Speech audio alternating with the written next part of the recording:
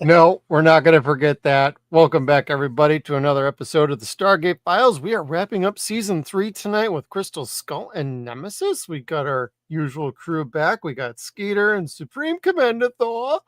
Hello. Welcome back, guys. And Supreme Commander Thor, what you been up to lately there, brother? We just finished politics on my every Stargate Frame in Order X account, and we are now on to Within the Serpent's Grasp, finishing up season 1, finally.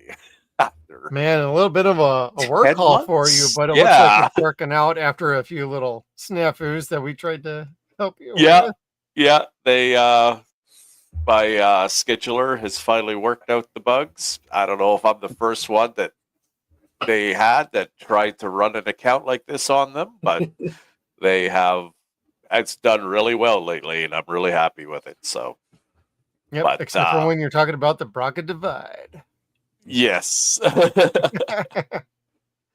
Yeah, politics was a weird one. I got spammed with all kinds of weird messages during that one. God. Just AI bots picking up on the word politics and sending me all kinds of weird messages. It's like, hey guys, I'm just doing Stargate here. I'm not into politics, really. Hey, let's slide into your DMs and see what side of the political aisle you're really on. I know. Oh my God. Especially after the last couple of days, I think we're all ready just for a little break from the normal. So we're all just talking Stargate tonight.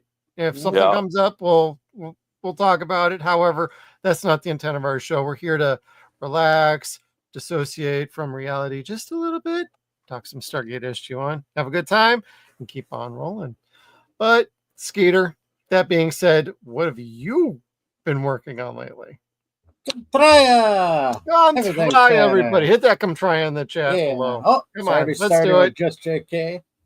So and Jeff up north. Hey, come on, brother. You are now a member of our channel and a subscriber. Not just that, you can do the emojis with us too. So come on over. Yeah.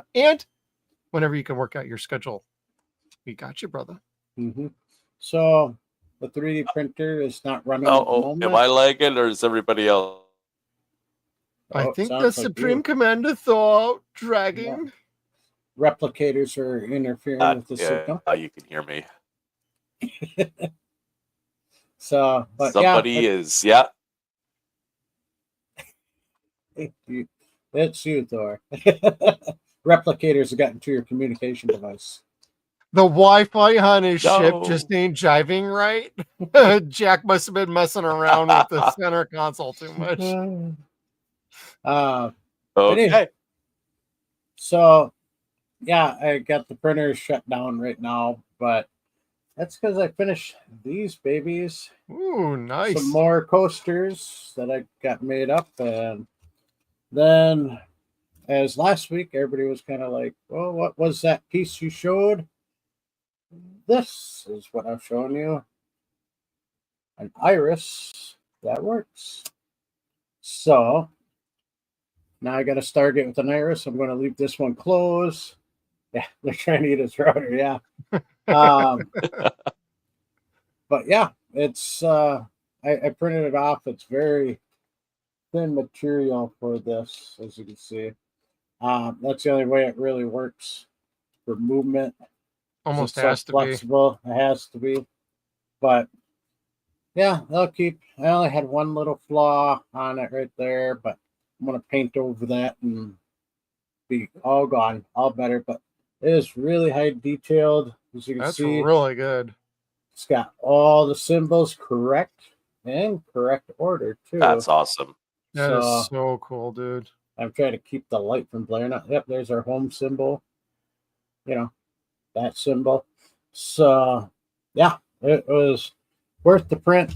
Took a couple days, but it was worth it. It was a little bit of pain put together because there's so many moving pieces on the inside of the ring in here, and then you got the levers here to move it back Oh, and I forth. see. Yeah.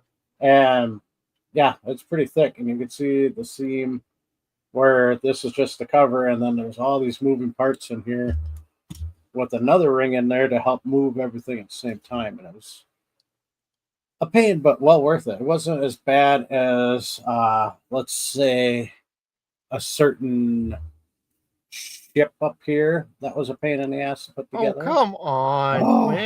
Wah. I love it, but it was such a pain in the butt to put together. It took a lot of time and a lot of printing time. So, Nice. but I did put an order in today, getting some more filament because it was on sale for $6 off a roll. And I think it's time to, when that comes in, we're going to hit the big project, big print. That's big kahuna, so to speak. Yeah, it says takes like 11 days and 5 hours. Oh, brother. 3 minutes, but I'm guessing it's going to take like 2.5 weeks because that's the time for nonstop. Like it just doesn't stop printing. So you got to figure times I'm out of town or I'm away and it's done and then it sits for hours on end or issues that come up. Yeah. Or like I had one of my rolls.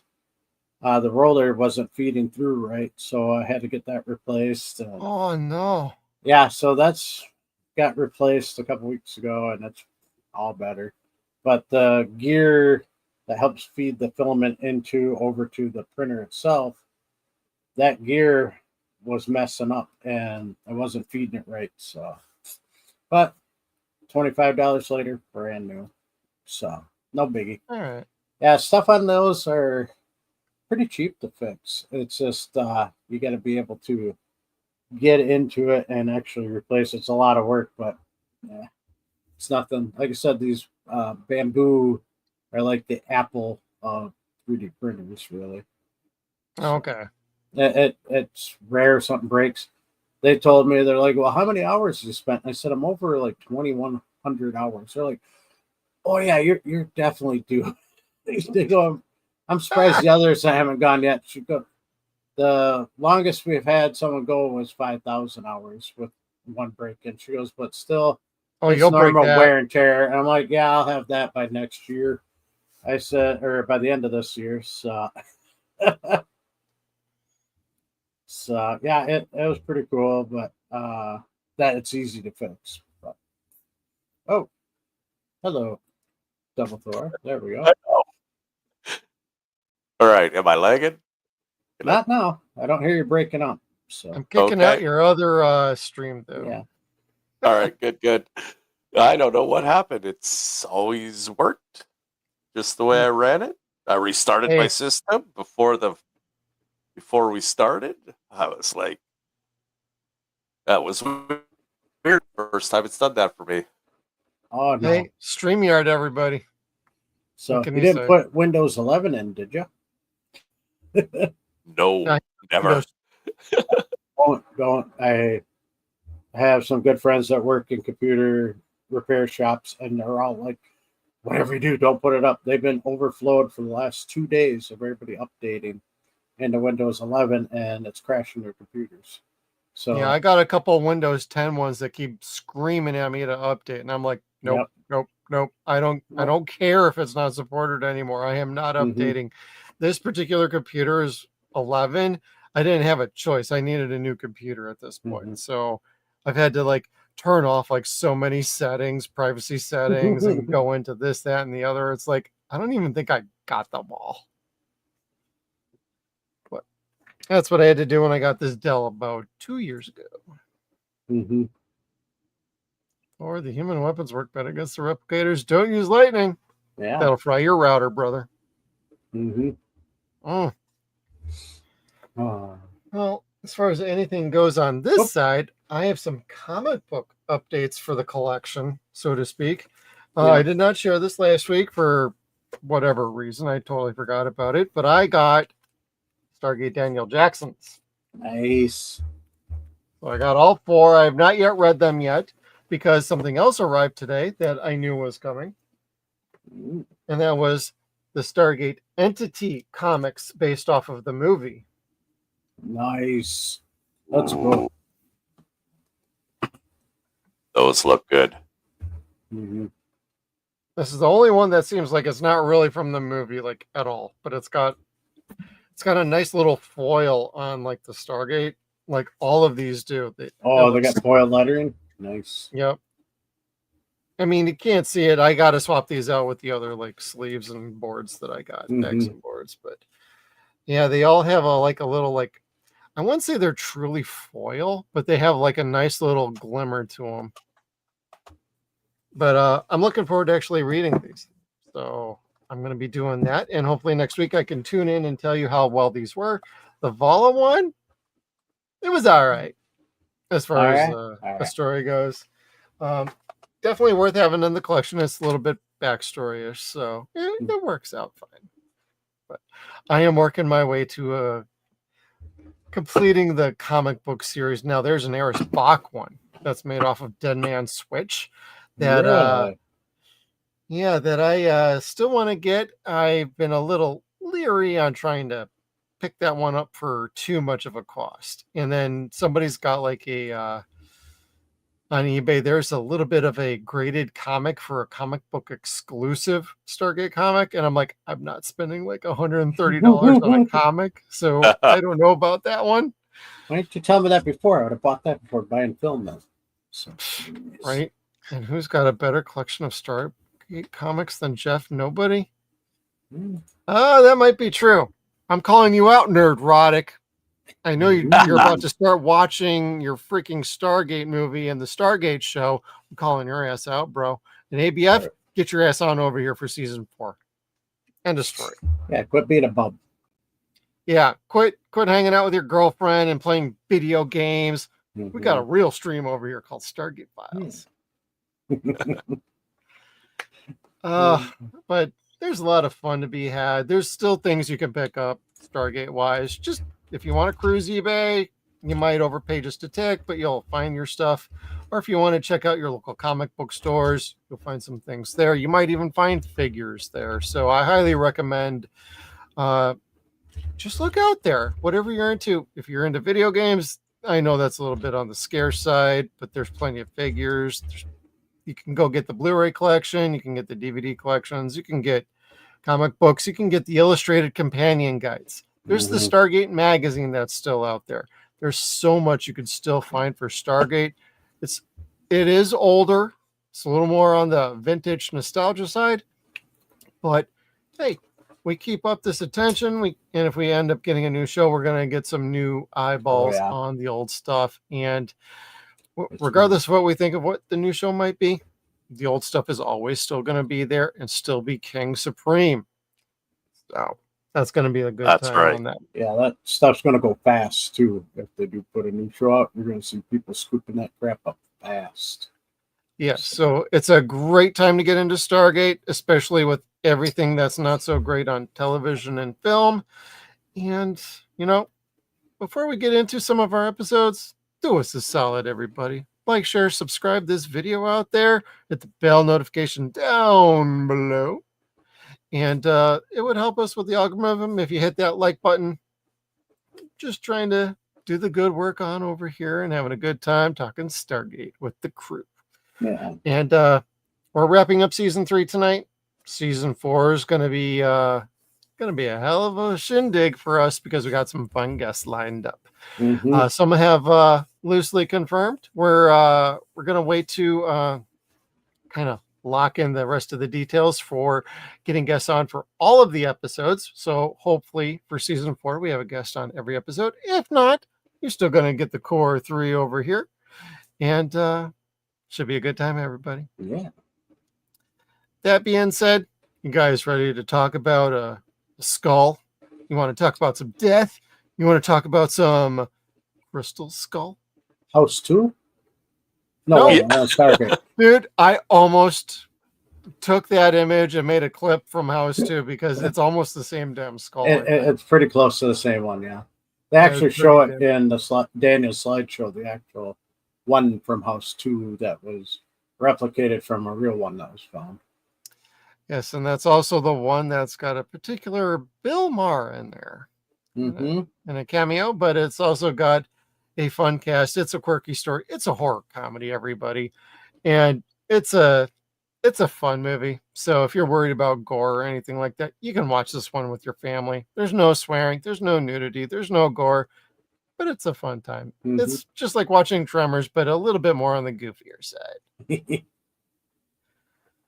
But with Crystal Skull, we have an alien artifact that causes Daniel to disappear, and the team looks for help from his institutionalized grandfather, insane asylum, unaware that their friend is still close by. Now, with this one, this is largely another Daniel-focused episode after we just had Maternal Instinct with Keb.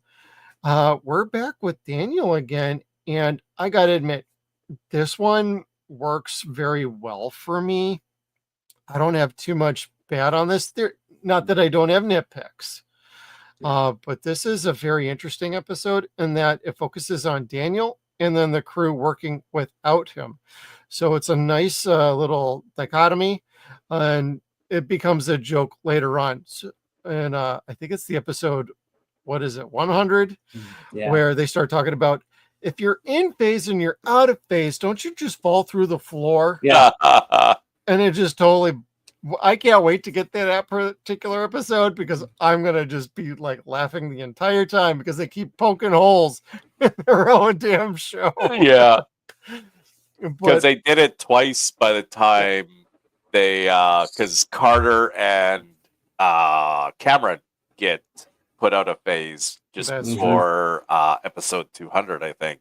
Yep. So they get to poke fun at themselves. many, many times. Yeah, that's a good. I love that one. Yeah. And I love this one too. Even though I know it doesn't make any sense. He's sitting on cupboards. He's just walking on the floor, no problems, but he's going through doors. It's like Mm-hmm. but Like right here, you still get a little bit of his shadow. Yeah. yeah, they do show his shadow. I did notice that in more than one shot. Yeah. And yeah, like leaning up against the wall. You know, I could forgive it though because this is fun. Like it's a fun episode. Yep. And, Here's the big one yeah, in the back, leaning up against the wall, total shadow. It's like, man, sorry on the logic on. I know you can't edit all that stuff out with CGI, but it's like, man, these days they absolutely would. Yeah, but same time, phase works really. It's got a lot of gimme, I guess is a good word to say. Gimmes, 'Cause- yeah. Light It's not affected by phase. Actually, light is what controls phase. So casting a shadow is possible while you're out of phase because you'd be able to see your own shadow, but nobody else would see your shadow. Yeah. So I kind of allow that because I did a deep dive and went down a huge rabbit hole on the whole phase thing. And yeah, it's interesting. It's a lot of crazy, wild theories, but interesting beyond that. So. Yeah, there's a trying to make logic out of something like this just will rack your brain, just like the Singularity episode. Mm-hmm. So, but that being said, we're talking about some of the favorite parts of this episode at this point. So, Supreme Commander Thor, what are some of your favorite moments or parts of Crystal Skull? I love the opening shot with the pyramid Mm-hmm. and the long path to the pyramid, and then the Catwalk. great big opening, and then the very narrow catwalk to where the skull is. We finally get to see the Melp in more action. Like we don't get to see it do too much ever. It's just sent there. Yeah, readings are fine. Let's go.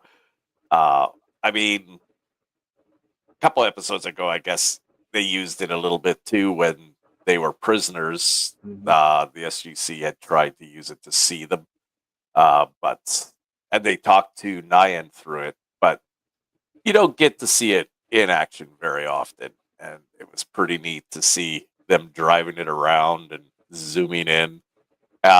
We find out that the Melp has a very good camera because it zooms in really good. How Daniel spotted that, he's like, "Hey, wait! Can you zoom Go in back, on that?" yeah. And it's like this little pin needle all the way back by my Isaac Mhm. Clarke helmet Yeah. from Dead Space. Like, wait, how do you notice there's something way the hell back there? Or are you just following the long line for the I think- cavern and being like, I think- hey, zoom on something that's back there, maybe? But it seemed Yeah. like, oh, I see something back there. It's like, oh, bro. Maybe I you just would saw a have said, little can glint you or follow the something. path back there and zoom Yeah. in on what's back there? And so they see the skull through the camera, and Daniel explains that it looks exactly like the one that his grandfather found in Belize, and his grandfather's name is Nicholas Ballard. Very nice special appearance by what was his name? John Rubez. Yes. Very good job playing the grandfather. Oh, yes. Nick. Yeah. Nick. And then Daniel also tells them that if you look into the eyes of the skull, you'll be teleported to see aliens. And that's what brought down Nick's career, is that he had wanted to prove that it wasn't a fluke, that it really did happen, but he never could reproduce it. And we find out why. It's because the temple in Belize collapsed and the Mhm. pedestal that it was on was buried. So Yep. there was obviously a correlation between the skull and the pedestal. They had to be together in order for it to work. So, and so they go and they look at the skull, and of course Daniel looks right in the eyes and starts a process that's interrupted by Tilk when he blasts it with the Zat. Suddenly I tried Daniel's to catch gone. that. Yeah, that's not bad. That's pretty good. You can see Mhm. the electricity of the Zat around the skull. And then Daniel's gone. Is he dead? Well, this is where like everybody's standing around being like, hey, what happened to Daniel? Yeah. It's like, wait, are we really being that kind of dense right now? But Mhm. at the same time, they were being bombarded with muon radiation, which was making, Carter passed out, and Mhm. Jack had to carry her back through the gate. That was some quick thinking with him. It's Yeah. like, oh Yeah, crap, he just boom, gone. Mhm. hefted her on his shoulders, and out they went. And Carter and Jack end up being really, really sick. It takes them a while to recover. Jack Yeah. thinks he's better than he actually is. He falls, gets out of bed, falls on his face. Dilk Yeah. just kind of picks him up and throws him back onto the bed. And then they find out where Nick has been all this time. And he has been institutionalized at a mental hospital. And they end up, and then, yeah, Daniel's in the background going, no, no, no, no, no. But Why didn't you say something? yeah, exactly. You could see me this whole time. That was my favorite part was of great. this Yeah. whole episode was the realization of course I've seen you, but you're a hallucination. Hallucinations always say that they're real. It's Yeah. like, no, I'm really real. And it's like, oh, Oh. that's so funny. Because of the Yeah. commentary and the dialogue. And then, I mean, I don't want to jump ahead. So if you Mhm. still got more stuff, Thor. No, I'll step back and let somebody else go now. But I like the whole episode. It's probably my second favorite episode of this season after Ergo. I could Like say that. Ergo's number one, and there's a lot of episodes that can contend between 2 and 10 for my top 10, but I think this one's pretty close to being number 2 because it's just fun. Like Mhm. it's a bottle episode. No great stakes are at play. Yeah, Daniel disappears, but they don't ever really think he's dead. They automatically flash back to the story of what his grandfather said, that he was teleported somewhere else, and that is what they think happened. They don't think he's dead, and they want to look for him and try and find him, and that's ultimately what takes them to Dick, is the fact that the same thing happened to him, and they want to get his thoughts on what happened and what could have happened to Daniel, which is really Also- nice. Exploring all avenues of possibility. He's the only one who might have had an experience similar. Yeah. And going back to him, like, I think the whole construction of the episode and the writing of this one is impeccable because they sprinkle things throughout. And they even reference back to the movie a little bit, where even Nick is like, you know what? You're crazy. I'm crazy. Like, and for this whole time, you've been like missing the last like couple of years. I haven't heard from you. I don't know what's going on with you. And now you're coming back to me saying like you finally believe me, even though you never believed me before. Mhm. You thought my ideas were crackpot. Your ideas were crackpot. And then they both have that moment at the end of like, no, we are definitely family here. We both have these ideas that were outlandish, but we have the mind for this. We have the wherewithal to dig deep, solve these mysteries, and like we figured stuff out that nobody else could or would. And then they have that moment of like Daniel at the end with Michael Shanks, and like John just had this moment of, I just got you back, Grandpa. And it's like, oh, damn, don't Yep. start that with me, you piece of crap show. Like, the first time I ever watched this one, legitimately, it didn't make me cry, but it got me choked up. I'm like, oh, damn. Because you Mhm. referenced the movie, you have some callbacks, Yeah. and you're also talking about the Goa'uld, and you give us Nick and a potential ally, which when we get to the things I don't like is never getting back to this ever again. Yeah. Yeah, that's on my list too. Same. But like the acting is so good in this one, Mhm. and it moves quick. It's Yeah. like this could have been a two-parter, but I think they did a great job making this done in like 42 minutes and like 30 seconds. Yeah. Editing's great, it's crisp, the story flows. They don't dwell on things, and you accentuate your CGI. Everybody's got a moment in this, so it's not like anybody's really off to the side. It's a bottle episode, and this is the perfect example of how good it can be and still fits somewhere in the Stargate universe. But Skeeter, it looks like you want to say something over there. I'll wait till it's my time. I got quite a bit. No, you go ahead. No, it's your time. So- I'm stepping aside. And I just went through my little bullet points on that because I love this episode. I got quite a bit.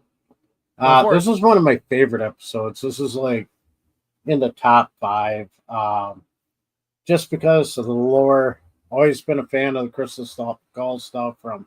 Same. I got a book Every somewhere in TV the show. other room about Mayan and crystal skulls. Yep, same. And other cultures that have it. Let's go. We probably got the same book. Probably. So here, when Daniel's talking, you can see on the background it says Chimichanga Skull Excavation. That is not a joke.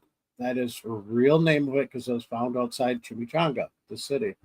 So that's why it's on there, and he has all the other skulls. All their names are real. Those are real skulls. This skull was actually, or no, it was the next skull after this. I couldn't get a photo of it because it goes so quick. It's the same skull, and the next slide that he shows is the same skull from House 2, that movie. So I was like, oh, cool, they got that on there too. So here, when they send the melt through and it's getting up closer, we learned that Oh, that's funny. you need to replace the O-ring after every service. I'm like, wow, how detailed that they even put the little reminder label on the front of the melt to replace the O-ring. So it makes you wonder how many times they sent the melt through and someone forgot to change that O-ring and it broke down. Yes, Siler. Yeah, we won't mention Siler, poor guy. This one I didn't get a good photo of. This is when Jack gets flopped back on the bed face first. Teal just picks him up and like, boom, there you go. But back to the beginning where I was at with the skulls and that. They go inside. It looks like this monster pyramid. And they get inside, it looks like the inside of a mountain, so it makes me kind of wonder if there was a mountain there and they built the pyramid around it for that big chamber in there. So, but that thin bridge they ran across, the melt wasn't able to go because it was too skinny, and it was just like a catwalk. But yet somehow nobody was nervous about running across that as fast as they could while carrying somebody and not falling off to maybe oblivion. It's like that's pretty brave. I don't think I could run that fast across a bridge like that. I couldn't. I would. That reminds me of Indiana Jones and the Last Crusade. I'm like, there ain't no damn way I'm running across a bridge like that, let alone walking across it. Yeah. The other thing that I understand why they did it. They're trying to make the room look huge, but this green screen wasn't like really well detailed on it. So that was the only thing I was kind of disappointed about. And if you notice if you're on YouTube, you can see the new wrench for Siler and Walter emojis are on there now. So make sure to sign off on those. Then when Daniel was trying to talk to Teal'c as he came back to get the skull, and that box had a perfectly cut skull mold inside it. I'm like, come on, guys, you can do better than that. It could have just been an open box and some paper or foam rubber and just put it around it, and then you could have carried it out. But exact size is kind of weird. Yeah, we talked about Jack. When he tries to get out of bed, hits the floor. Then Teal'c saying Dr. Fraser is usually correct in these matters, and then flops him on the bed.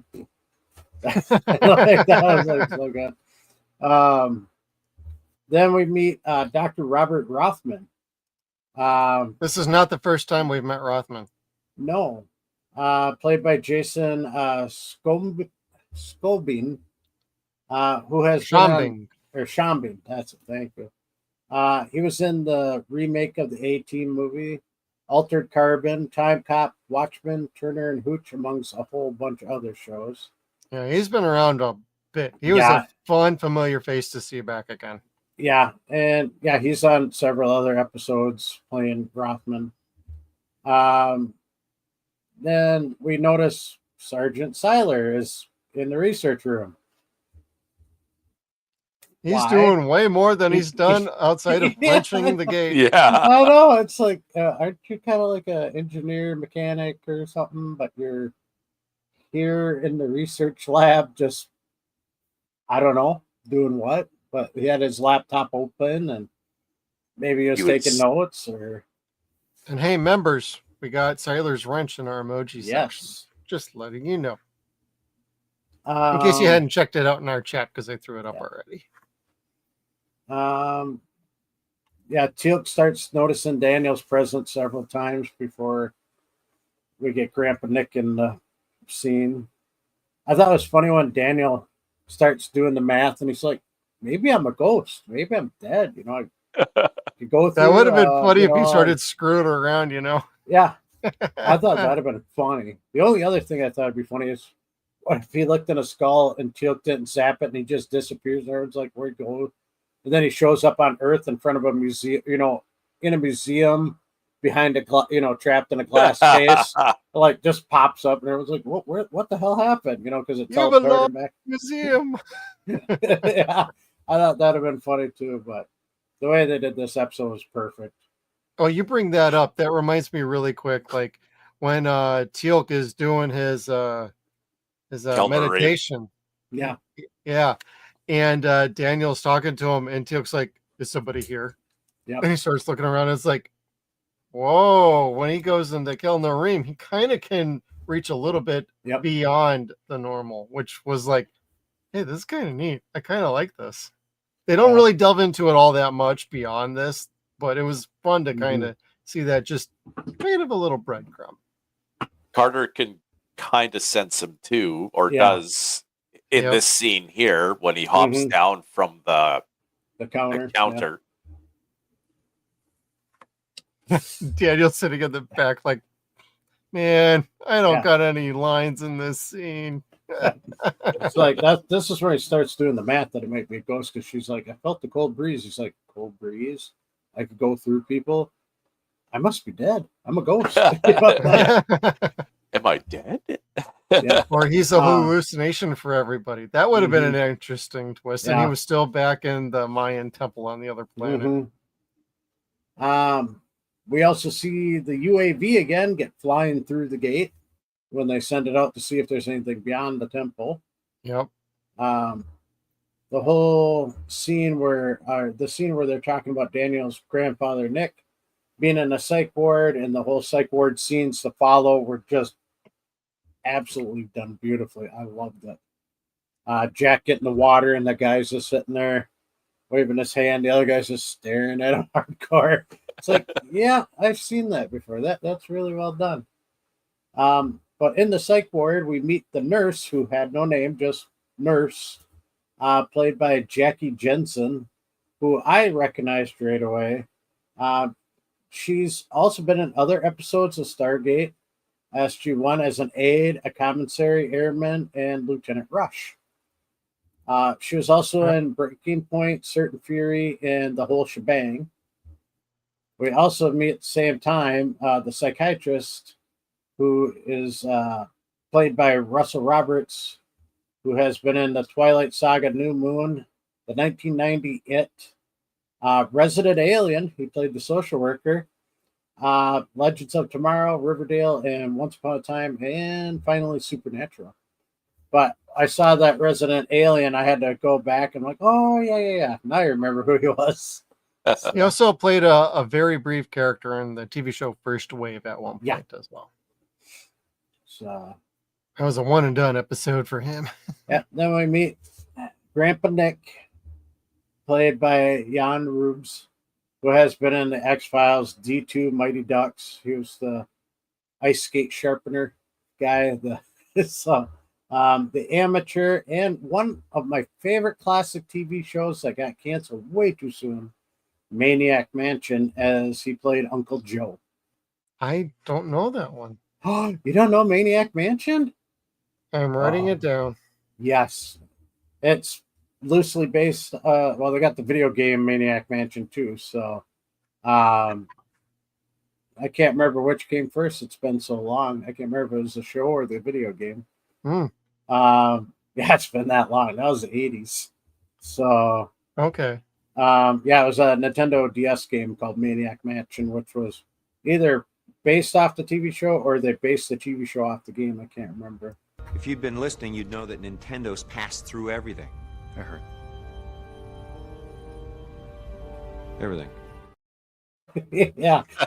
You got just my had to say Nintendo reference. Nintendo. I had that in my notes. Make the Nintendo reference. See if anybody catches it. Otherwise, throw it in favorite lines. So just JK said the game came first. Thank you. I couldn't remember which it was. So Okay. got the shows. I knew one was loosely based off the other, but I couldn't remember the order. So thank you for that. I need to check that out then. Yeah, it's not an amazing show, but I liked it because it was quirky and crazy and way different than anything else. Almost like that, Automan, things Yeah. of that nature. I need to. There's some shows I totally missed as a kid. So, let's see. Oh yeah, Daniel catches Hammond on the phone with his granddaughter, and see as a very gentle-hearted man, and he's worried. He's like, "Oh, I can't make you play. I'm sorry," which comes in effect later on. Nick talks to the team about the giant aliens he sees. Daniel realizes that Nick can see and hear him, which we saw that clip. That was beautiful. Just done so damn good. I couldn't stop laughing. I had to pause and laugh for quite a bit and then go back to watching it. Nick telling Jack that Daniel insists on him coming to the planet. That was awesome. He's like, "You're taking advantage of me." You want to play? Yeah, you want to play clip 8? Cavern? Yes, I think the skull is just the icon that represents the human form. Yes. Daniel said you should come along to make it work. Wait, I never said that. You're taking advantage of me. Yes. I love it. It was so damn funny. I'm like, he's like, just the giddiness. It's like, yes, I'm going to go up to this planet that I've been to in the past. It's real. I now get to see it's real. Oh, that was so good. Yeah. And Daniel's just like, "Oh, come on, Grandpa." Where am I? Oh, here we go. The walkway reminds me of the Indiana Jones and the Last Crusade, where it's just like this. It's hard to see, but it's there. Teal'c didn't teleport with the others because here's a Jaffa. The enemy of my enemy is my friend. I figured that out like when they first repeated the Mayan words, and I'm like, oh yeah, okay, that makes sense. So they're enemy of Jaffa and the Gould. Yeah, then the ending, great. As we can see, the giant shows up, says that Nick can stay. Nick can stay. The rest of you can go. That was awesome. Mm-hmm. Yep. I completely agree. I love the way the episode ends. Yeah. Special effects are outstanding, by the way. Yeah, for that time it was. Oh yeah, amazing. I need to see this on Blu-ray. I only saw this on like my DVD rips. I mean, I suppose I could watch it off of Amazon Prime, but still, like, I have this still picture. Like, it looks actually surprisingly good on a modern TV from a DVD on a 4K player. It still looks pretty okay. It's a bit grainy. It's a little rough, but it still looks good. Yeah, we've seen that with my one photo, how grainy it was, and that was just from Prime. It looked like I was watching it off a DVD on an old TV. So, well, and Quetzalcoatl is voiced by Christopher Judge. Yes. So he voices his own alien species, not just Michael Shanks. Yeah, he does several voices for the show. Yep. But yeah, that's what I had for all the scenes I like. Like I said, I love this episode. It's one of my favorites. Hmm. Yeah, it's one of my favorites as well. And in one of our best and favorite segments of the show, what is your favorite line, everybody? And hit us up in the chat. Let's see if we can recycle some lines or if you got some lines that we didn't peg. But Mhm. looks like Thor has quite a few lines for this Yeah. one. So let's start with you, brother. Yeah, I would have hated to have been here for Ergo and have to choose between all the lines that I like in that one. Would have but- played the whole episode. Let's be yeah, I real know. here. Yeah. Holy crap, man. Yeah. So clip 1 is get closer. Get closer I can't. The map's too big to cross the span. and zoom in on that.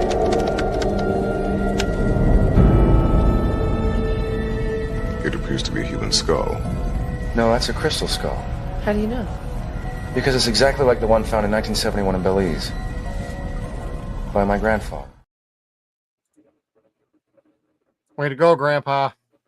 Yeah. Mm. I And like that. That's a good scene. Yeah. yeah.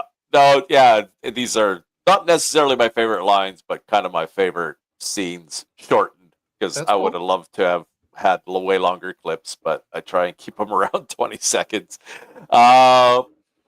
Clip 2 is Tilk just being Tilk.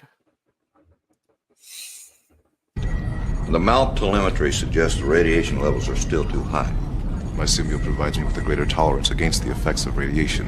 And if that thing zaps you to wherever it sent Dr. Jackson, Then I will have succeeded in locating him. I love That is an Hammond's excellent face. point. Yeah. Like, yeah, you're right, but no. If it zaps you, you're probably dead this time, Tilk. It was nice Yeah. knowing you, bro. 3 seasons. It was a good ride. Yep. Clip 3 is when Daniel comes back through the gate and he's like, wait, no one can see me? So I take it nobody else can see me either. Dr. Rothman's awaiting the artifact in Lab 3C. Yes, sir. Major Carter will also want to study it. As soon as she's fully recovered. Recover from what? What happened? Yeah, Daniel, what happened, bro? Uh, Oh, yeah, this is a good one from Just Mhm. JK. You can Yeah. fit every pyramid on Earth inside this thing and still have room to spare. Jack O'Neill. Yeah, can you imagine heating this This place? place, yeah. I actually have that one, JK. It's coming up. Oh, His Oh. next one there. clip 4. Clip 4 is Rothman. I'm going to get fired. Or no. You're going to get fired. Yeah. Okay. Don't let me down, Robert.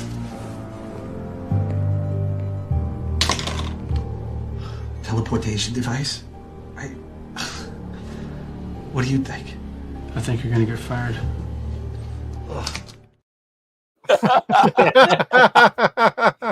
You should have said, I don't think I'm ever going to get paid. Yeah. Clip 5 is Am I Dead? Because I'm dead? What? Did anybody else feel that? What?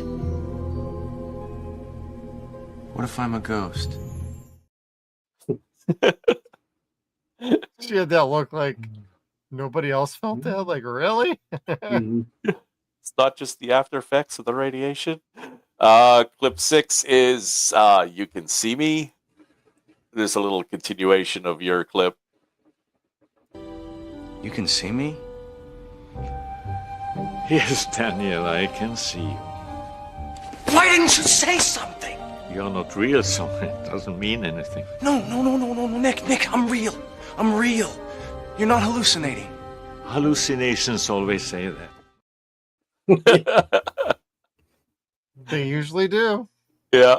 And clip 7 is this one right here from JK. He's lost a few pounds. Jack, don't be an ass. Jack, don't be an ass. Daniel? Yes. Daniel? Who else would say something like that? Yeah. Yeah. And we've already played clip 8, where Nick tricks them into going through the Stargate. Yes. By saying Daniel said that he could. Yeah. or had, with an or had upgraded to. thing. Yeah. Mhm. Tavern? Yes, I think the skull is just the icon that represents the human form. Yes. Daniel said you should come along to make it work. Wait, I never said that. You're taking advantage of me. Yes. Well, I like how his grandpa actually understands.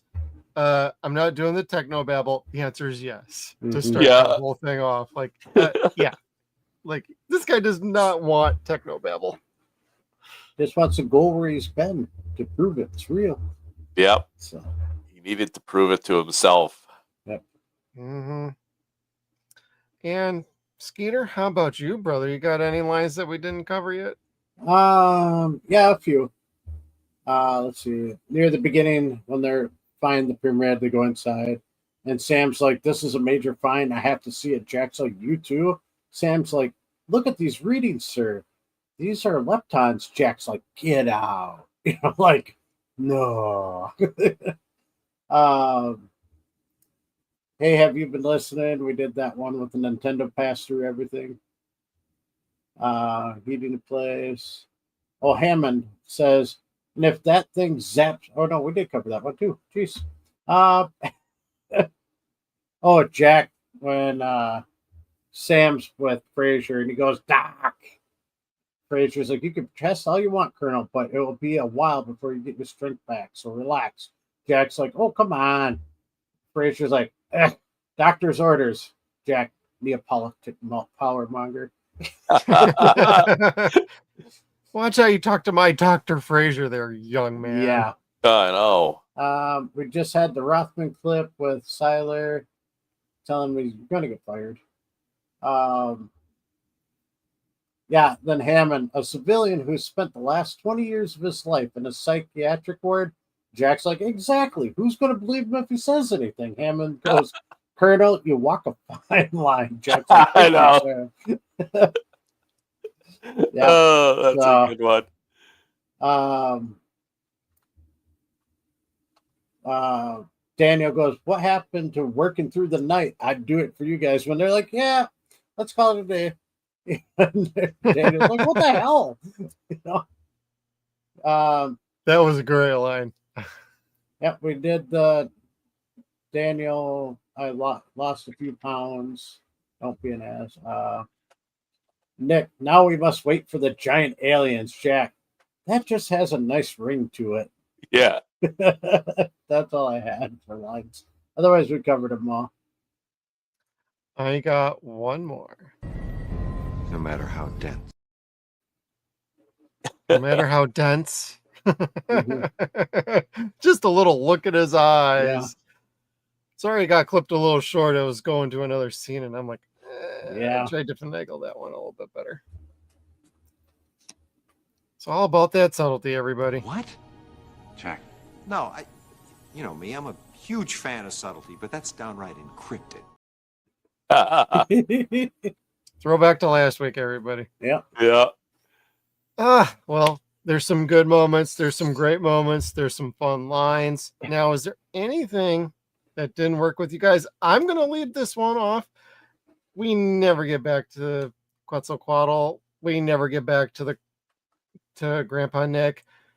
Not even a reference at any point in the future. I'm utterly disappointed because this is one of my favorite episodes of this season, let alone the whole show entirely. And it's a great one between Daniel and an actual family member that's still alive for him. And I'm not going to count his love interest that we're going to get in next season, which I love her and how she becomes Osiris. Don't get me wrong. I think she's fantastic. But this is the last time we really get a familial relationship with Daniel for the rest of this show. Yeah. And this breaks my heart that we never get back to this, even as a reference later on. But, and that's about all the bad I got to say about this episode. Now, Supreme Commander Thor, what do you got for us on that end? The only other thing I have is no Walter. But other than that, I love this episode. Watch it every single time. Mhm. Sometimes I'll watch it twice because I just like it that much. And yeah, just the fact that Nick and the giant aliens were never brought back.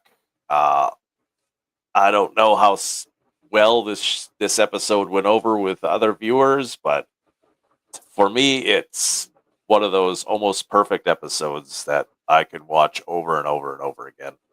I would have made them the Furlings, to be honest with you.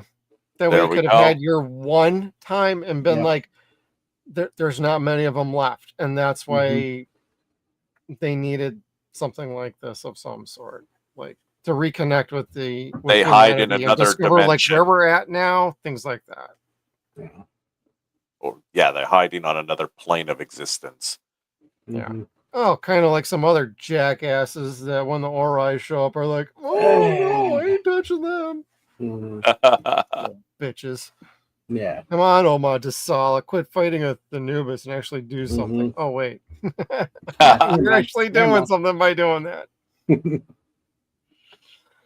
Finally fixed her mistake. Yes. Well, and that I love that revelation later on. Like, oh, she actually was trying to help him. Oh no, that was awesome. Mhm. All right, Skeeter. How about you? What you got for what you maybe didn't like on this one? Couple of little small things.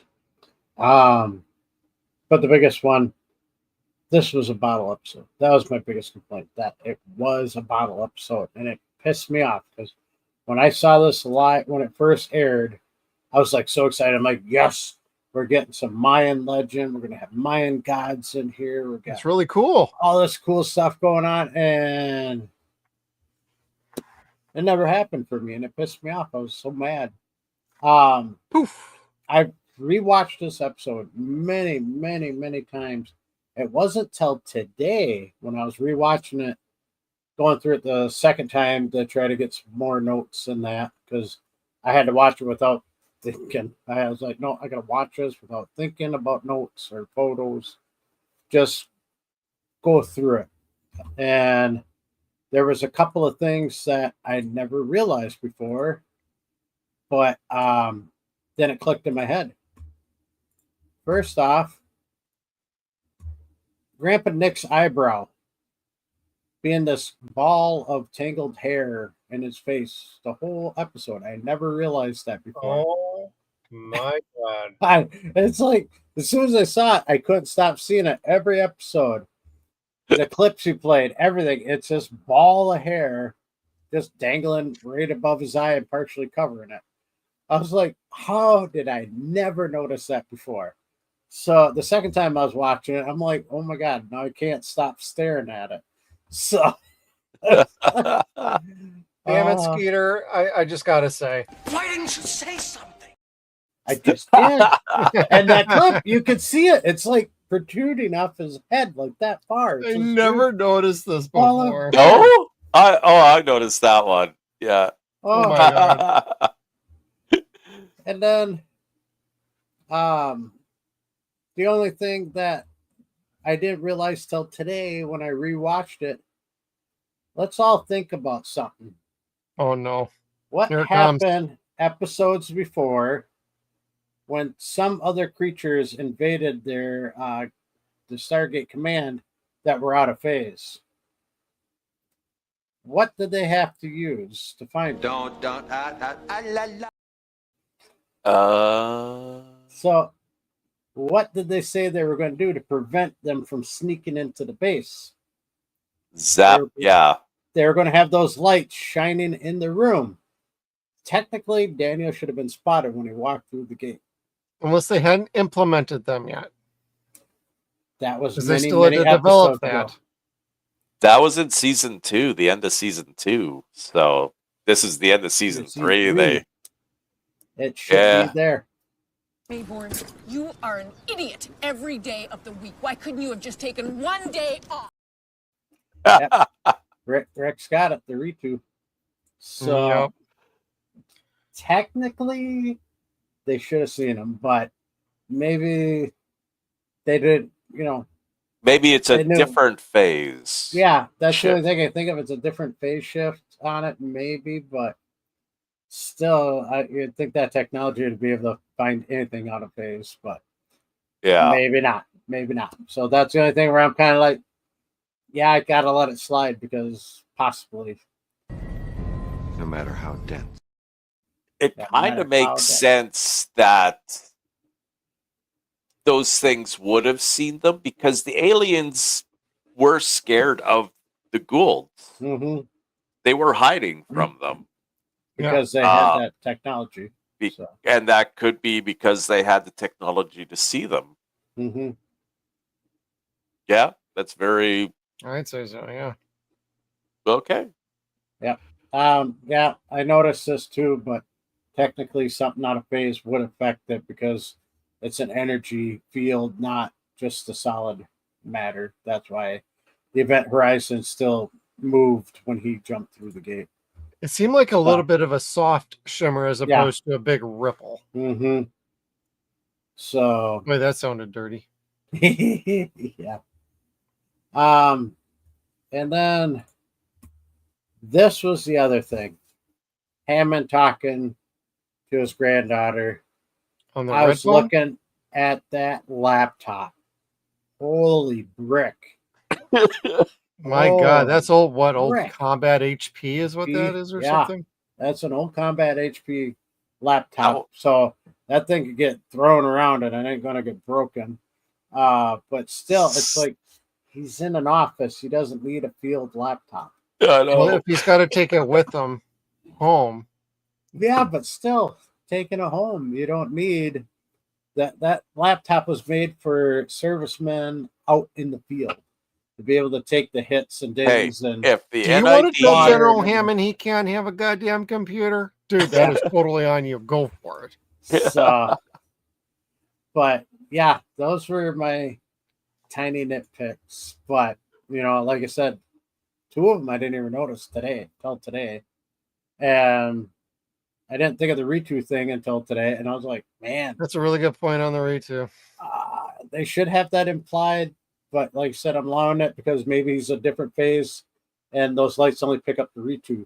So maybe, but there might have been some like techno jargon that could have been thrown in there. Like, hey, don't we have?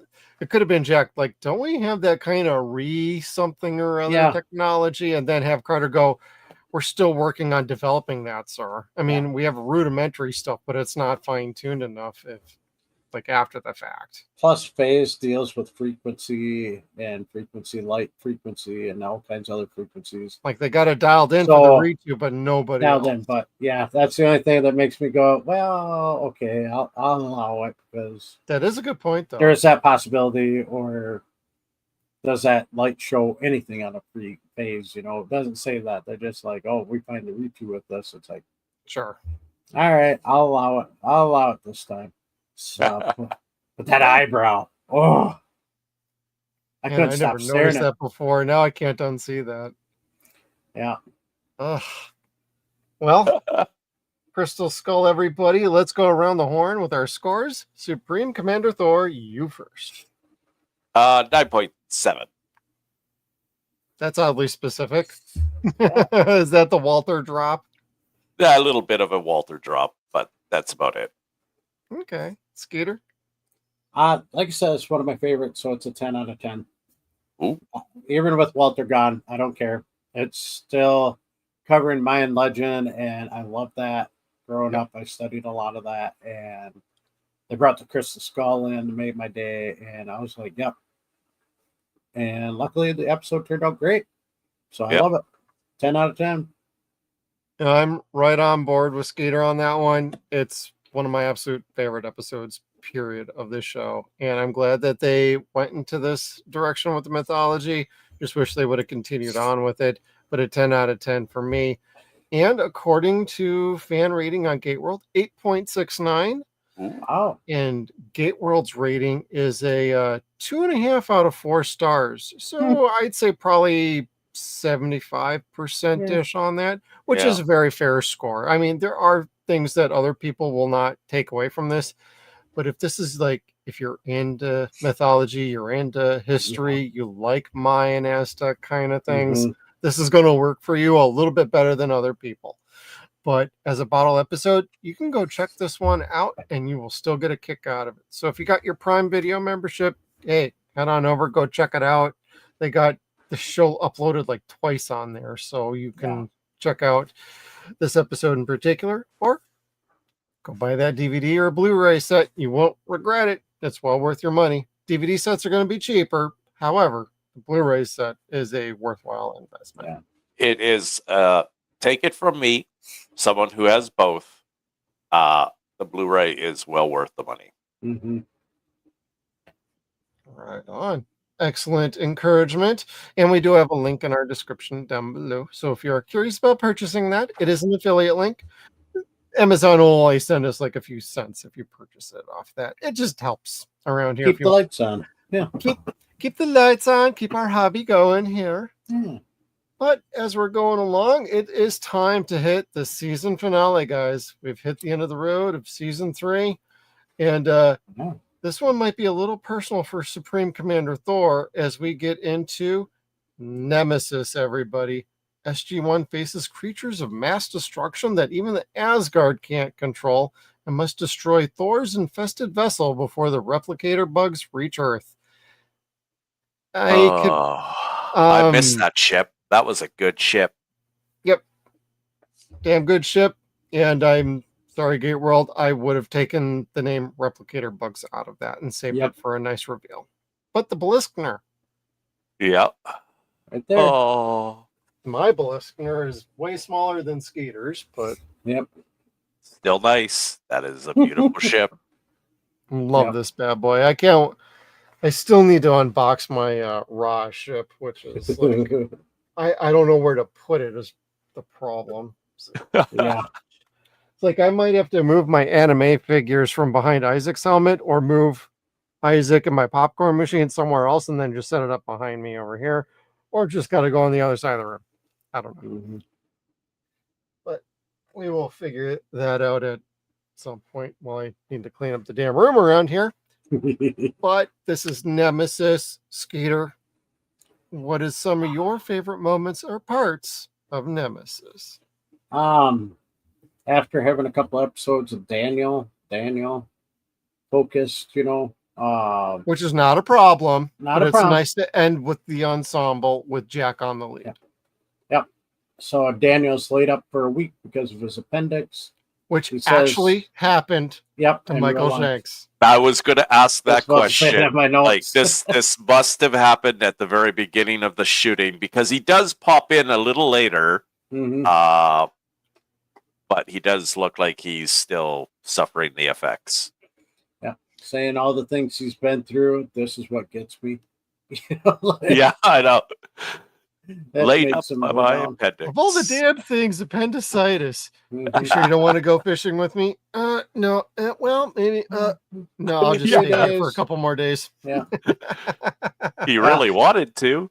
The gag of not going fishing with Jack starts here, Right there. Everybody. Yep.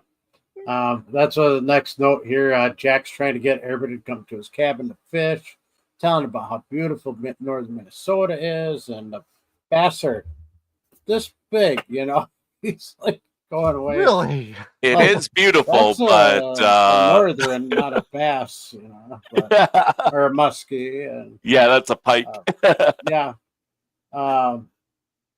Then, he gets done with Carter telling her, hey, we got a week off, quit working, come with me. And he walks away, and Sam's like, yeah, sir, have a good time. And then he gets teleported out as he's talking about, the cab more. Then he finds out no one's around in the Blister. It's like, okay. And all these replicators mount up on him. And he's like, they just walk right past him, like trying to find technology and more energy. Then Thor tells Jack where to go, and you see he's in bad shape, which pretty cool, to see. Here we got an Asgard, you think they are so smart and they can take care of themselves, but he's too afraid to turn on the health repair to repair them and heal them because it might bring the replicators back to him. So, Yep. Then of all the people, Thor would beam up Jack. Really? The one in the most technical ship they've ever seen, advanced technologies. I know. You bring this guy who has no idea when he gets lost on a simple explanation on something scientific. Yeah, Thor, you weren't thinking. Hey, Not my Thor finest made him moment. tutorials. Okay. Yeah. You made him tutorials, Supreme Commander Thor. That is not your fault that Jack can't follow. He just had to speed him along and make it a Cliff Notes thing. Like, wait. How do we get to the doing this? So he like fast forwards for like 25 minutes. He's like, everything. okay, just tell me what I need to do. Don't give me like the 20-minute introduction to what I need to do. Yeah. I was dying. I'm just glad that he found the teleporting one, the beaming one, because he ain't stupid. It does take him a minute to sometimes figure some tech out, but Jack has never actually been as stupid as he acts sometimes. Yep, and here we see the first model of replicators. And the model does change a little bit to the one that I 3D printed back here. That's their second or third generation model of them transforming. So more than meets the eye. They looked purplish blue. They're actually silver. Bluish, but yeah. Yeah, they're actually silver. They're just the lighting in Thor's ship, because every now and then the characters were kind of blue too. So, and red.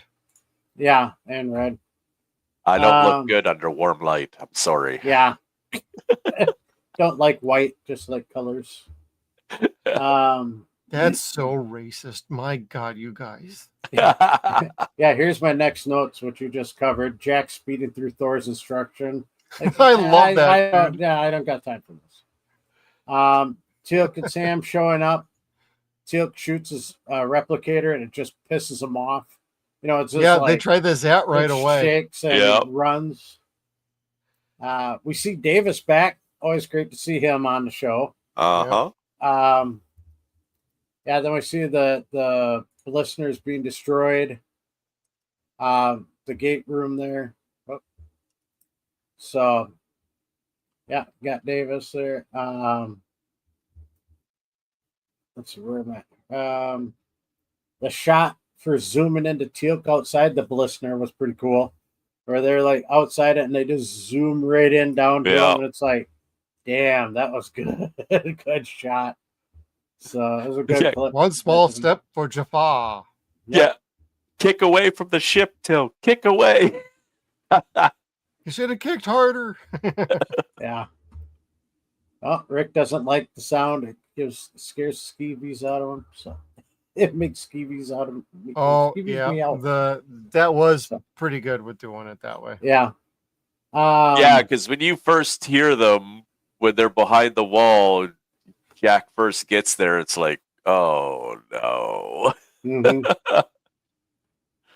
Something I know Jeff and I both love seeing in this episode is the schematics of the listener on screen. Good God, yes. Oh, so happy to see that. Jeff and I have talked about this before we started the episode or doing the shows, that we love schematics of all the ships and weapons, everything. Yeah. So, I'll get to that one here in a minute. We get Walter back. Yep. Walter emojis. I want to see him, everybody. And then you're all green. I know you are. How hard? I started wondering in this scene, how hard is it to manually turn the gate? I want to try. I want to see if it just I could do it, or if it take two people, or just one Teal'c. I think one Teal'c, but I believe in 1969 it took two of them. Yes. Yeah. And they had handles and they're on ladders. So. Right. Which were retrofitted after the initial Ernest Littlefield incident with Tormented Tantalus. Then Jack almost getting hit by the gate when it activates. Teal'c's like, O'Neill, duck. And he's just like, drops down to his knee and it just barely misses his head. It's like, dang. That could have been the end of Jack O'Neill there. So, and then Jack, before they get out, keeps asking Carter, and she keeps telling him, not yet. Say, Carter, not yet. Soon? Carter, not yet. Soon, sir. But yeah, that's what I had on that. And yeah, that ending was epic. I loved it. It was just great. Leaves you wanting more, baby. Yeah, and I was having a hard I couldn't time not stop. jumping. I went right in. I'm the only one that was able to stop. I didn't stop. I kept going. I had to go run errands, so. But we'll save these for later on. Just throw up the ones that I had pulled out. So, and Thor, how about you? What are some of your favorite moments and of this episode? Yeah, no, I really enjoy this episode. The fact that Daniel's out with his appendix, it's just. I am curious what the original script and idea was for him, because they had to rewrite the script because of this. Yeah. So I don't think anybody's ever really asked or talked about it too much. I know Brad or Rob, one of the two, had an interview where they basically said, well, he had appendicitis, so we just wrote it into the script. It made perfect sense. It's like, well, yeah, why try and hide it? Although when Amanda starts having children, you start hiding her behind larger coats and sitting behind things all the time. That's typical of what they do. Well, yeah, you can't have her getting knocked up by every other alien every season. Yeah. Hey, we haven't had a Daniel Falls in Love yet this season, so. Oh no, wait, we did have one. Yeah, Linnea. Yep. Yeah. Anyway, sorry. Keep going. No, and I just like the fact that Jack always gets beamed out, no matter where he is. Oh my God! The Asgard in the middle of a show conversation. Yeah. What is in the middle? And yeah, we finally get to see the SGC gets to meet my nemesis, the replicators. Those things infest everything, and they got into the Bliskner, and I just couldn't get them out. I had to get Jack and the rest of the team up there to help me. Yeah, I made him instructions, but good thing Hammond overrode Jack's instructions about not letting anyone else up there. Having Carter go through the instructions was a lot better. Worked out great. Glad she was there. Tilk with the shotgun, always a good time. Yeah, and the fact that the Zats just didn't do nothing.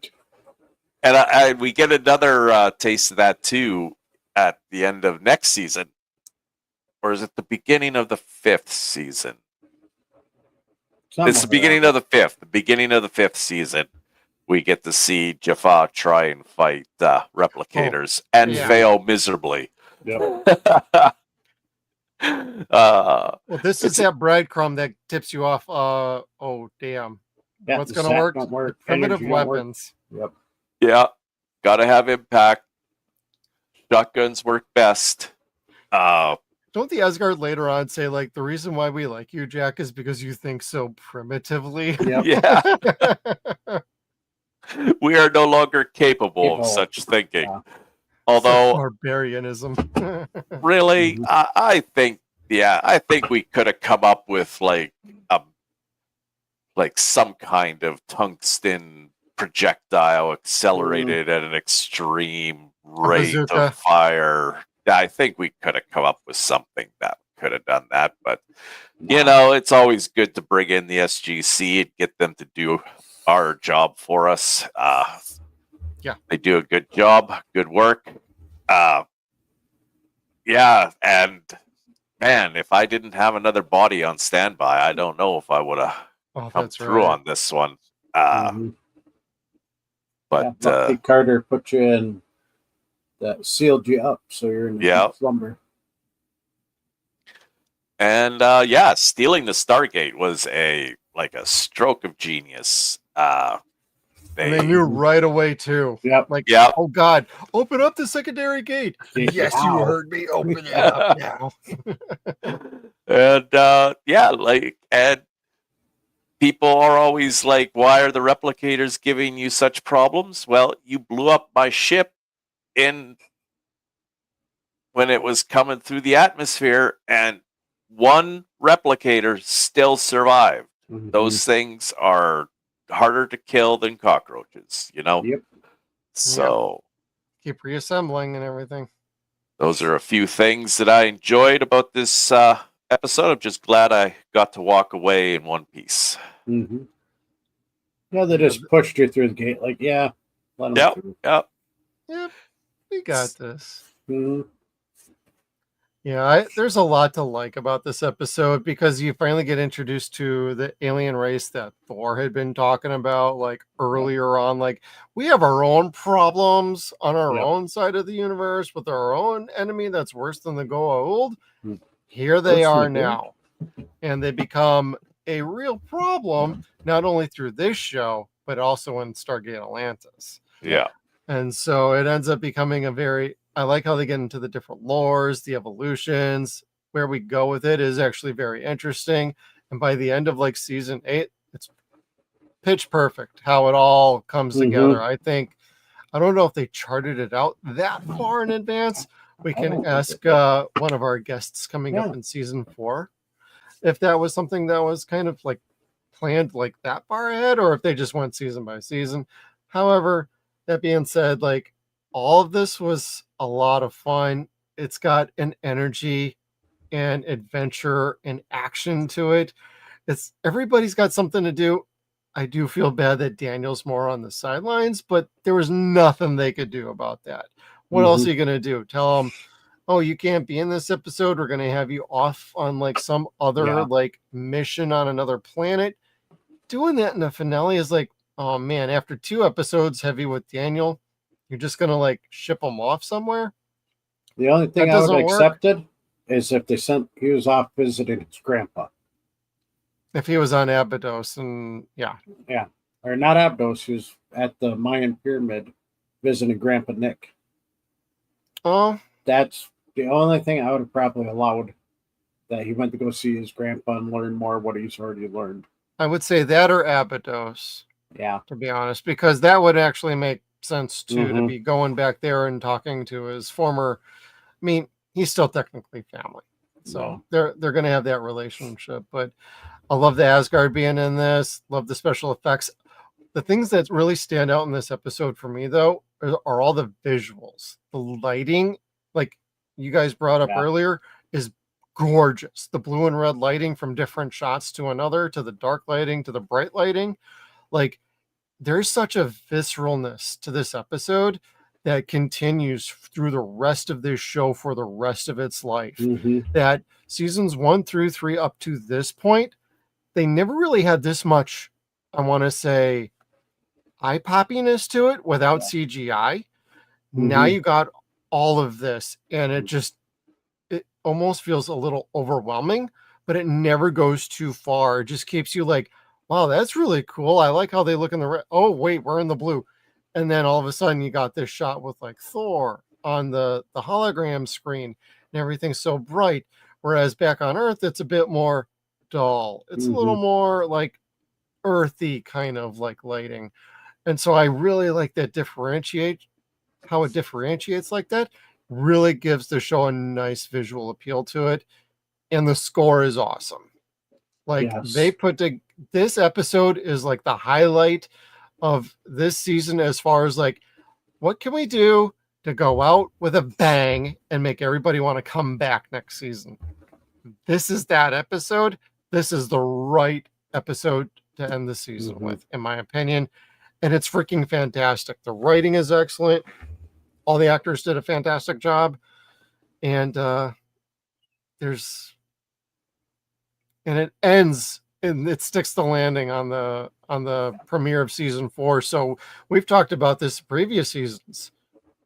How well does Stargate do season finales going into season beginnings? And this keeps that strength and that consistency. It's a winning streak. They never fail with great season enders and strong season beginners, if not even better season beginners. So I'd even argue the season 4 premiere that picks up from this is even better than this episode. And this was awesome. Yeah. So, but we all have our favorite segments. What's your favorite line? And Thor, we started with you last time. Skeeter, let's go with you. We kind of talked about it a little bit. Jack saying, want to go fishing. Daniel's like, starts to get up, hurt and in pain. He's like, maybe I'll stay here for 3 more days. It is funny. He actually did kind of like think like, it doesn't sound too okay. Never mind. Yep. Jack gets beamed on the ship, gets to Thor. Jack's like, what happened? Thor says, it says what you humans say. It's a long story. That got me so good. That's another one of those where I had to pause and just laugh and be like, this is awesome. This alien gets, Earth culture. And it's like, I ain't got time. It's a long story. This, Hammond and Major Davis are walking through the hall, and they're talking about how they can't get a radio signal through, and probably because of the shielding. And Hammond goes, see, you've done your homework, Major. Davis says, all I do is read up on the Stargate program. So that's his job. He goes through every file in detail and records, and reports on it. Thor says the replicators were brought aboard an Asgard ship for study. Before the danger could be fully comprehended, Jack goes, we do that all the time. Kind of expected more from you guys. Yeah. That's our thing. What you should know better. Everybody's curious. Yep. Then we already played the clip. Jack and Teal'c open up the bridge doors to see it's overtaken by the replicators, and Jack's like, "Forget that." Forget that.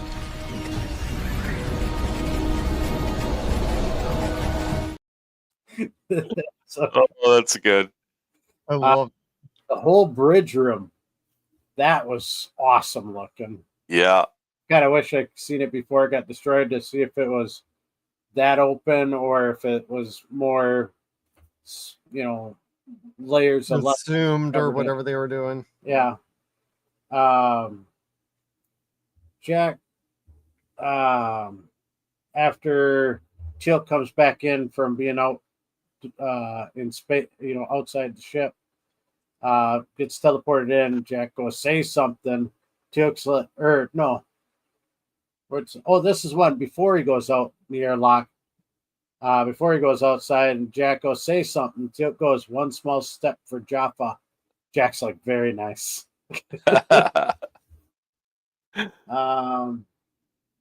Daniel, let's see.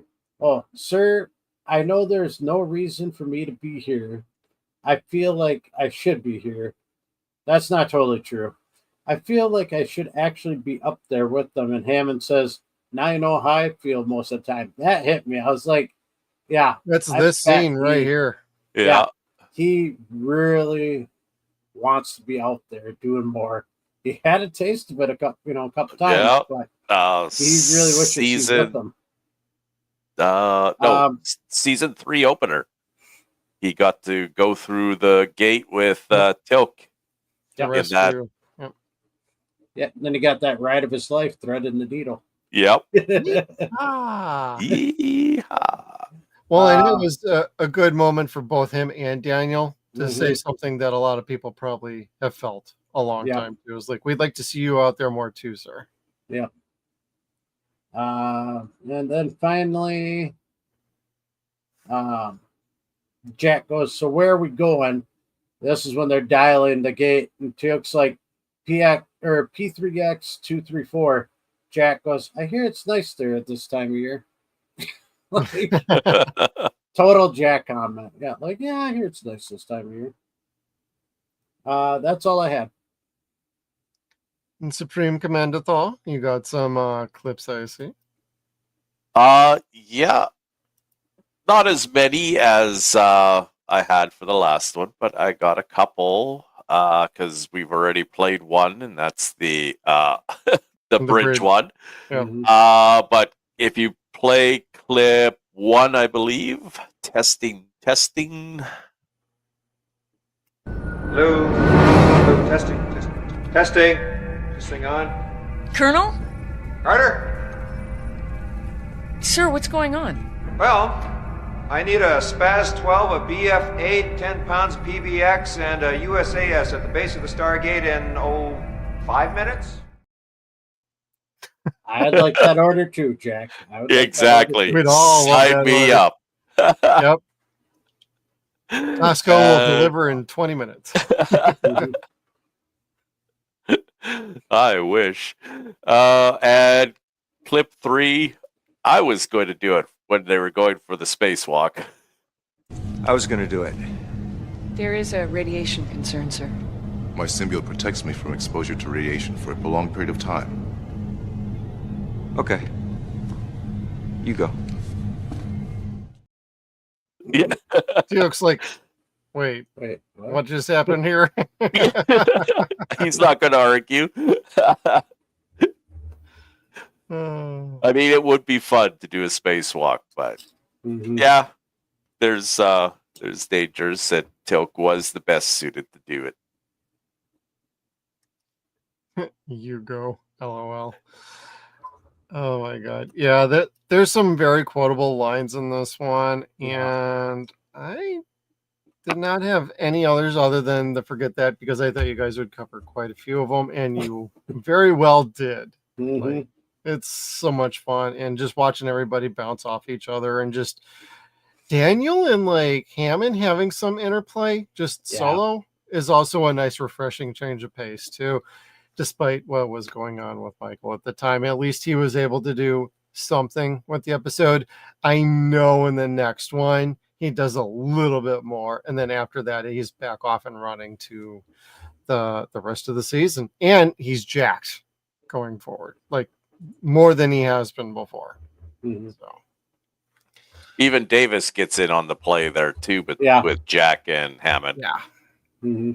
I love it. Having him back was so cool, and him being kind of a semi-recurring character really works for this show, in my opinion. I thought he was a fantastic actor, and I cannot speak highly of him. I always thought he was utterly fantastic as a character. So, and let's see, that would be Colin Cunningham, everybody, and we got our Walter back, everybody. So we can't talk about anything we didn't like, but Skeeter, looks like you're messing with some slides in the background. You got another point to make, or are we moving on to the not so great stuff? Not so great stuff. I'm getting ready for that. Kick us off. All right. So, for a thing I didn't like is they did an awesome job this whole episode on all the visual effects, and they have all the backgrounds lit, looking great.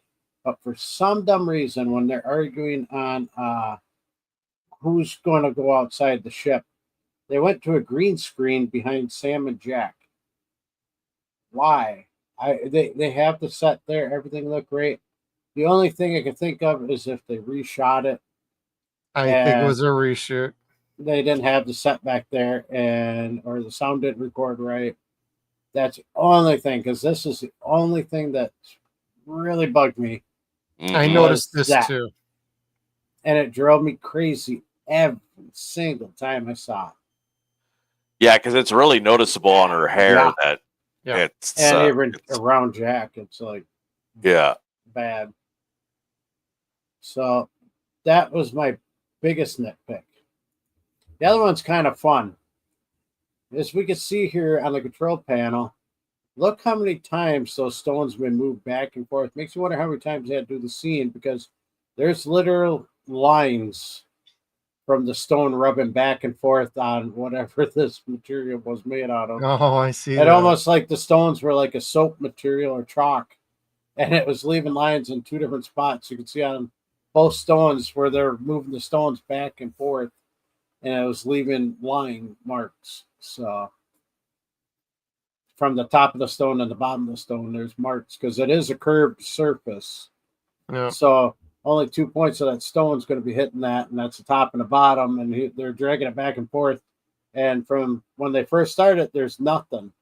By the time it's near the end of the episode like this, there's those lines are just scratched in it hard. So I was like, I'll have you know, Skeeter, that Thor, it was nice. It was nice and clean after I was using it. It was the humans that came in and scratched up my nice display there. Damn hero. So they're just a little too rough on it. But in the end, it just doesn't matter because the whole ship got scratched. Yeah.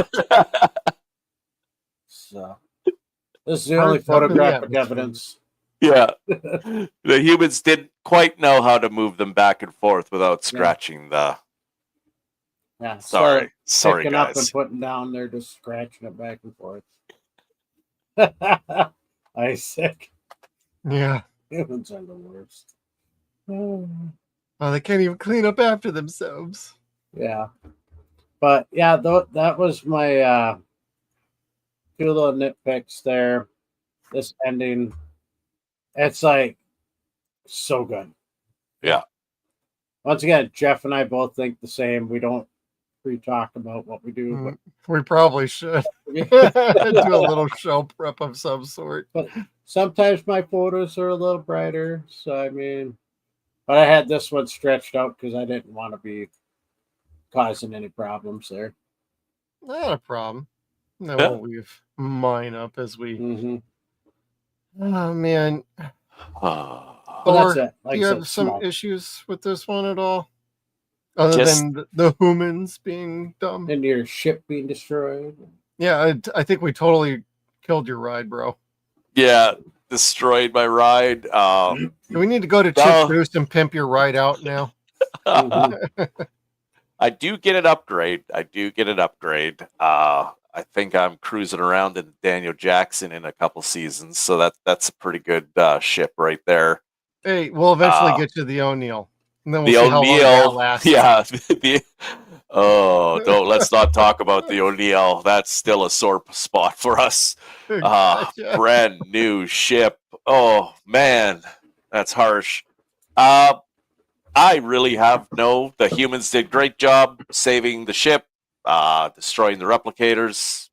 Thumbs up all around. I had no real complaints. Walter was there. That's heart of the SGC where he's supposed to be. But I have no real nitpicks about this episode. I really enjoyed it.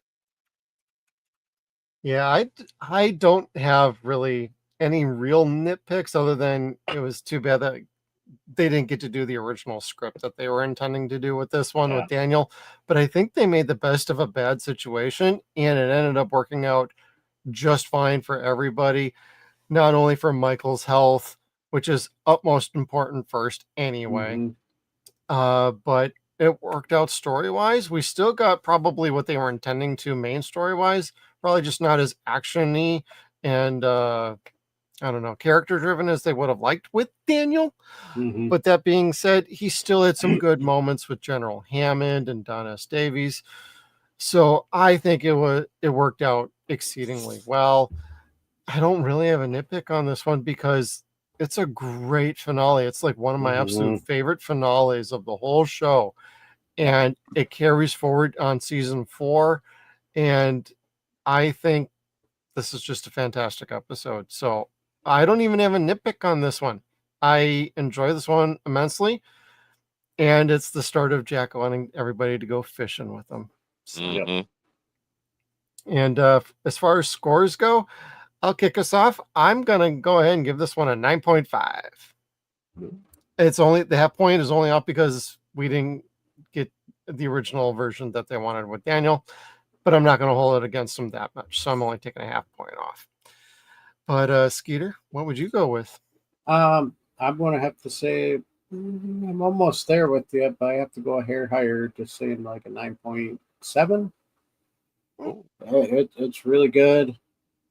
The ending really gets you good, where you're like, I like I said, I watched these when they first aired. I was on the edge of my seat when I saw this. I was screaming at my TV. I'm like, no! That's when I was glad I had the next DVD set, and I'm like, oh, I'm watching the next one. I know I had to wait months to find out what was going to happen next. So it drove me crazy. This was the one season finale where I was like counting the minutes, just waiting. I'm like, come on. Oh, it's only been 2 days. Come on. So, and hey to Blind Richie. Hey, good to see you made it tonight. Oh, Rick and Just JK both agreed. 9.5. 9.5s are rolling in. Well, Nice. For Walter I'm and Asgard. gonna have to make it the same 9.5. It's great. I love it. Nice. Good job to the humans. Mm-hmm. Good job, humans. You got to blow up a ship. Yeah. Another one, actually. This isn't the first, and it won't be the last time we get to blow up some ships around here. Yeah. And they always land in the ocean too, which is fortunate. Super fortunate. They couldn't land on another country. I'm not going to specify which one I'm thinking, but I'm just saying. Let's see. Fan rating on Gate World is a 9.32, so we're right on up there. And according to Gate World, they have their rating. Darren, you scored this at 3 out of 4 stars. That's a little surprising, but it's a very fair score, I would still say. I'd say if you gave this anything less than a 6, like, why are you watching this show at this point? Yeah. So, and that's not a knock. I'm just saying, like, I'm looking at like the breakdown on the episode poll. 1,037 votes are excellent, 150 votes for good, 2 votes for fair, 25 votes for poor, 25 votes for terrible. So like the whole percentage thing is like that is like the very, very small minority of people who didn't like this for whatever. Yeah. Okay. Those people need to be burned. Yeah, I still want to talk to them.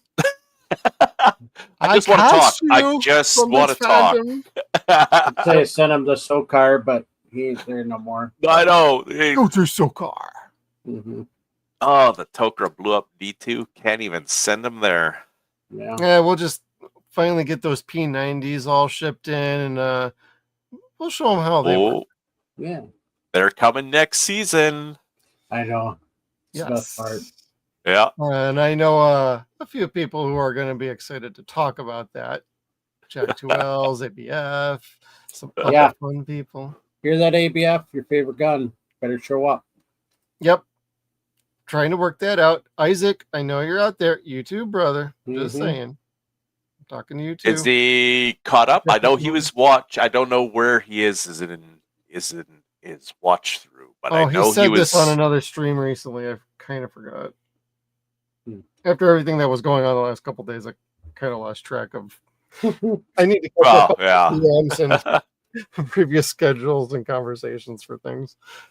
I know it was a while ago, but I think he was on just starting season 2. I think. I think he's into season.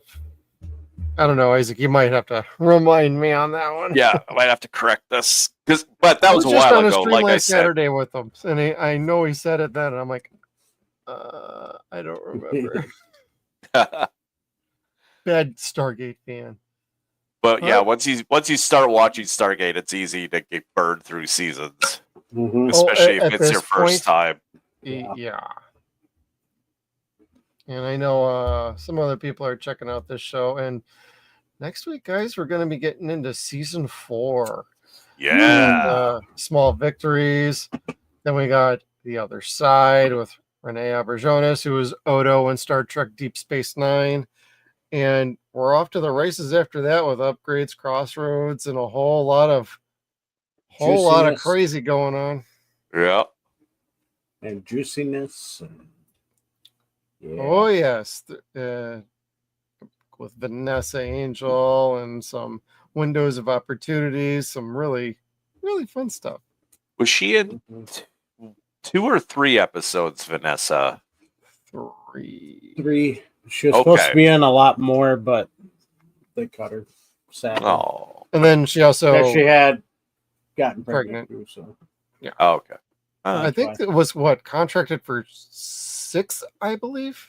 I'm trying to remember what she said. I can't remember if it was 6 or 8. I know it was something like bit. that. Because it wasn't just like this season; it was also intended for her to come back in the following season. But they ended up having other people come on to kind of fill that role.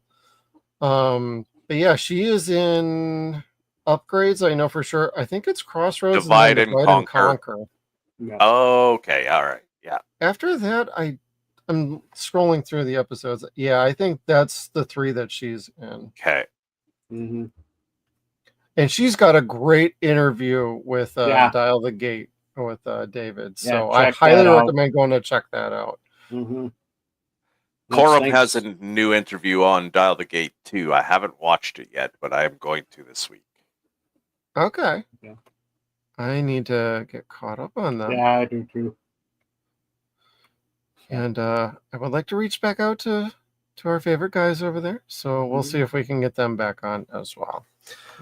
But guys, season 4 is coming up next week. Looking forward to it. Supreme Commander Thor, you want to let everybody know where they can find you on X and what you got coming up.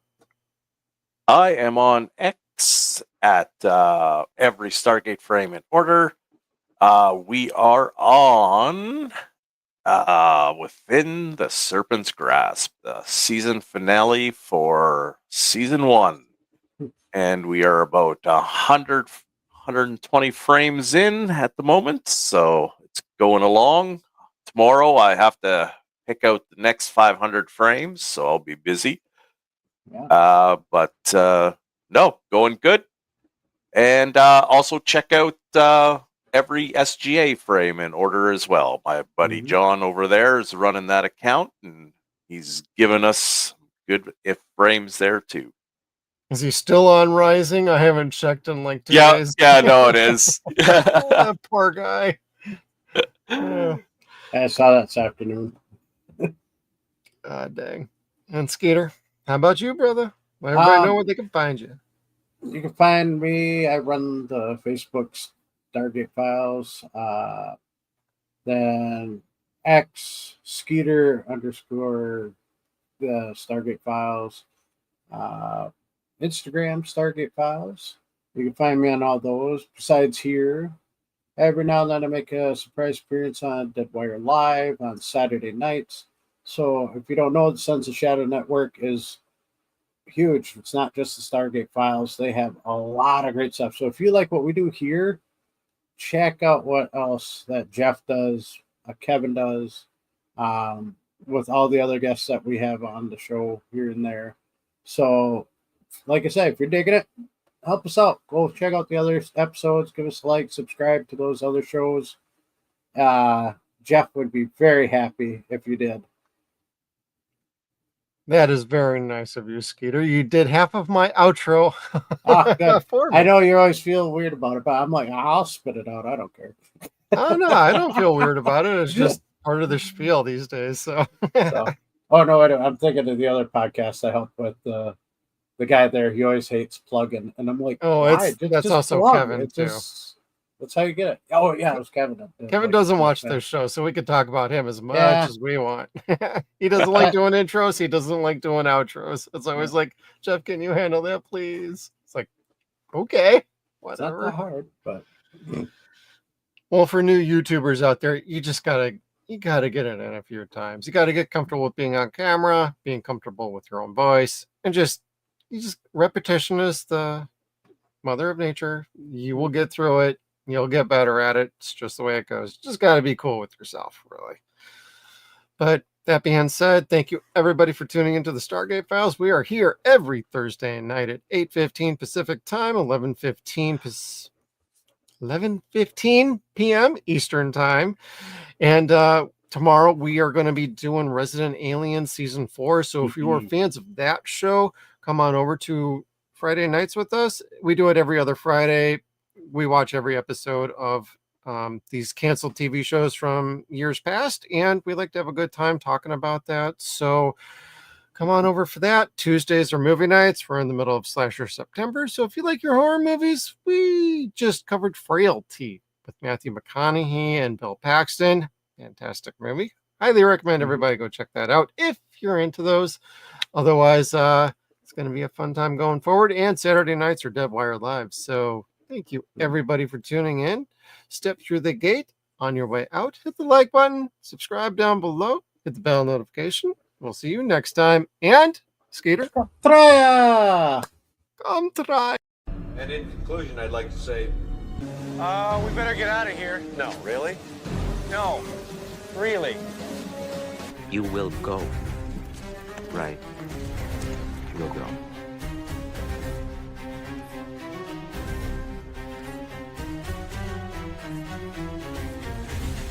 Think it gets showtime?